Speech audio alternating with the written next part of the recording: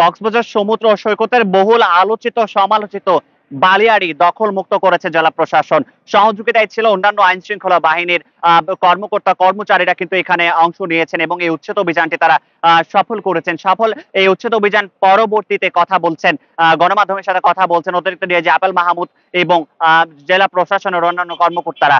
আমরা তাদের সাথে সরাসরি কথা বলবো এবং জানার চেষ্টা করবো আজকের অভিযানের একেবারে খুঁটিনাটি বিষয়ে আমরা জানার চেষ্টা করব এবং একই সাথে যুক্ত করার চেষ্টা করবো যে অন্যান্য যে স্থানগুলো এখনো পর্যন্ত দখল রয়েছে সেগুলো আসলে কখন দখল মুক্ত হচ্ছে, কিংবা এই সাহসী পদক্ষেপটি শুধুমাত্র সুগন্ধা পয়েন্টের জন্যই কিনা, এরকম নানা ধরনের প্রশ্ন আমরা করবো। আমরা সরাসরি যুক্ত হচ্ছে তাদের সাথে। ধন্যবাদ। আপনারা জানেন যে আমাদের পরিবেশ মন্ত্রণালয়ের যে নির্দেশনা ছিল বালিয়াড়িতে কোনো প্রকার দোকানপাট থাকবে না, এই নির্দেশনার প্রেক্ষিতে আমাদের গতকাল 11 অক্টোবর জেলা প্রশাসক মহোদয়ের সভাপতিত্বে তার সাথে সংশ্লিষ্ট আইন শৃঙ্খলা রক্ষাকারী বাহিনী যারা আছেন, আমাদের জেলা পুলিশ আছেন, টুরিস্ট পুলিশ আছেন, টু সিভিল পাওয়ারের অংশ হিসেবে আমাদের সেনাবাহিনী থেকে আমাদের সম্মানিত প্রতিনিধি আছেন। তো গতকাল এই মিটিংয়েই সিদ্ধান্ত হয়েছিল যে আজকে থেকে এই অভিযানটি চালানো হবে। তো সেই হিসেবে আজকে সকাল থেকে অভিযান চালানো হয়েছে এবং আপনারা দেখেছেন যে আমাদের প্রশাসনের পক্ষ থেকে সর্বোচ্চ ধৈর্য ধারণ করা হয়েছে, যে তাদের যে দোকান যেগুলি আছে তাদেরকে নোটিশ দেওয়া হয়েছে, মাইকিং করা হয়েছে সরিয়ে নেওয়ার জন্য, এবং সর্বোচ্চ ধৈর্য ধারণ করা হয়েছে যেন তারা তাদেরকে সরিয়ে নেয় এবং তাদের জন্য দোকান বা সম্পদ যেটি আছে সেটি যেন ক্ষতি না হয়। তার অংশ হিসেবে কিন্তু সকাল থেকে শুরু করে এই পর্যন্ত আসা, আমরা যদি ভেঙে দিতাম তাহলে 1 ঘন্টায় ভেঙে দিতে পারতাম। আবার আমরা দুইটি জিনিসই ঠিক রাখার চেষ্টা করেছি। আমাদের প্রতি যে নির্দেশনা এটি, যে পরিবেশ মন্ত্রণালয়ের নির্দেশনা বালিয়াড়িতে দোকান থাকবেন, এটি আমরা নিশ্চিত করেছি। আমাদের এখানে এডিশনাল ডিআইজি মহোদয় আছেন, টুরিস্ট পুলিশের, আমাদের জেলা পুলিশের পুলিশ সুপার মহোদয়ের প্রতিনিধি আছেন, আমাদের সদরের ইউনো আছেন।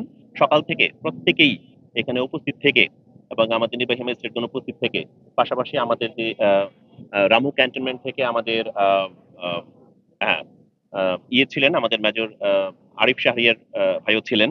তো সবকিছু মিলে আমরা এই পর্যন্ত অভিযানটি যেটি করেছি, তাদেরকে আমরা এই সুযোগটি দিয়েছি তারা যেন এটি এখান থেকে সরিয়ে নিয়ে যায়, এবং তারা কখনো সহযোগিতা করেছে কখনো সহযোগিতা করেনি, কিন্তু দিন শেষে আমরা সবাই মিলে এই বালিয়াড়িটি খালি করতে পেরেছি মন্ত্রণালয়ের নির্দেশনা অনুযায়ী।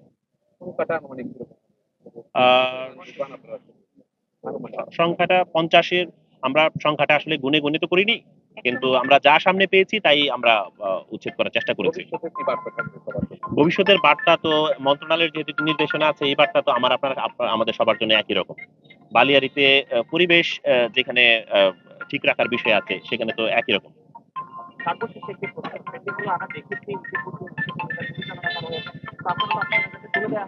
পুনরায় তারা আবার মানে চলে কিংবা স্থান পরিবর্তন করতে সাময়িক সময়ের জন্য, এবারও কি সেটা পুনরাবৃত্তি হওয়ার কোনো সম্ভাবনা আছে? এই দায়িত্বটি সামগ্রিক, এখানে তো যারা ব্যবসা করেন তাদের দায়িত্ব আছে, আমরা যারা অ্যাডমিনিস্ট্রেশন আছি আমাদের দায়িত্ব আছে, এখানে আমাদের আইন শৃঙ্খলা রক্ষাকারী বাহিনী সবার কিন্তু ভাগ ভাগ করার দায়িত্ব আছে। আমি আমার দায়িত্বটি বা আমরা আমাদের দায়িত্বটি পালন করার চেষ্টা করবো। এখানে আপনারা জার্নালিস্ট সহ যারা যারা আছেন, আমি অনুরোধ করবো আপনারা প্রত্যেকের দায়িত্বটি পালন করবেন, তাহলে এই ঘটনার রিপিটেশন হবে না। অন্যান্য যে জায়গাগুলো দখল করে রয়েছে সমুদ্রের মধ্যে কিন্তু আরো বেশ কয়েকটি পয়েন্ট দেখা গেছে, এগুলো নিয়ে কি পরবর্তীতে কোনো সিদ্ধান্ত আসবে? বালিয়াড়ি যেহেতু খালি করতে বলা হয়েছে, আমরা আমাদের অভিযান অব্যাহত রাখবো। জেলা প্রশাসক মহোদয়কে, কারণ জেলা প্রশাসক মহোদয় মানুষের প্রাণের যে দাবি সেই দাবিটা উপলব্ধি করতে পেরেছেন, এবং জেলা প্রশাসক মহোদয়ের সমস্ত যে কর্মকর্তাবৃন্দরা ওনারা সকলের আক্রান্ত প্রচেষ্টায় এবং সহযোগিতায় আমরা যে দুর্বৃত্তায়ন হয়েছে, আধিপত্য বিস্তার যারা করেছে, রাতের অন্ধকারে যারা এই বালিয়াড়ি দখল করেছে তাদেরকে আমরা উচ্ছেদ করতে সক্ষম হয়েছে।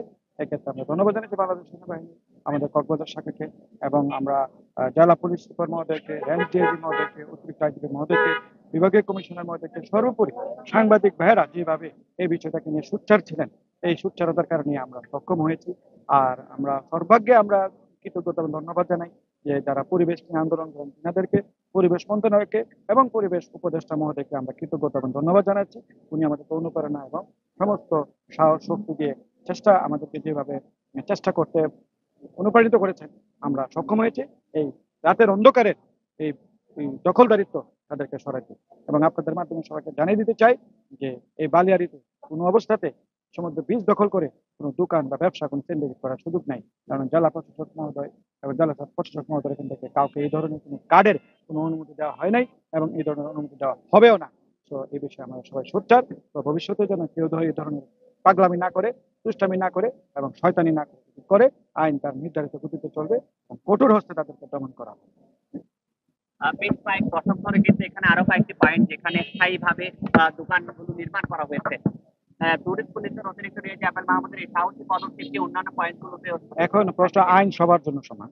জেলা প্রশাসক মহোদয় এর কাছে ইনস্ট্রাকশন এসেছেন, উনি অন্যদেরকে ইনস্ট্রাকশন দিয়েছে যে বাইরে ক্রনোলজিক্যালি এবং সিস্টেমেটিক ওয়েতে এই বিষয়টাকে নিশ্চিত করা হবে। যারা অবৈধ দখলদারি তাদেরকে অবশ্যই